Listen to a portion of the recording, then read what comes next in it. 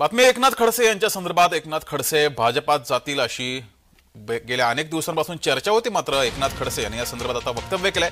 कमळाला नकार देत हातात तुतारी कायम ठेवली आहे। एकनाथ खडसे यांनी हातात कायम तुतारी ठेवत भाजपा प्रवेश गणपती बरोबर विसर्जित झाला असं वक्तव्य केलंय। तर खडसेंची लाचारी पाहवत नाही असं गिरीश महाजन यांनी त्यानंतर खडसेंना टोला लगावलाय।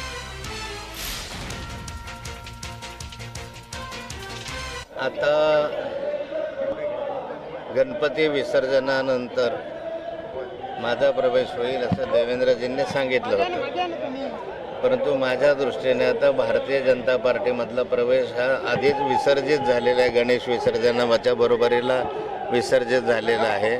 मी आता राष्ट्रवादी काँग्रेसमध्ये स्थायी आहे, राष्ट्रवादी काँग्रेसचा सदस्य आहे आणि राष्ट्रवादी काँग्रेसच्याच प्रचारामध्ये आज सहभागी झालेलो आहे। ती लाचारी मी पहिल्यांदा बघतो राजकारणामध्ये।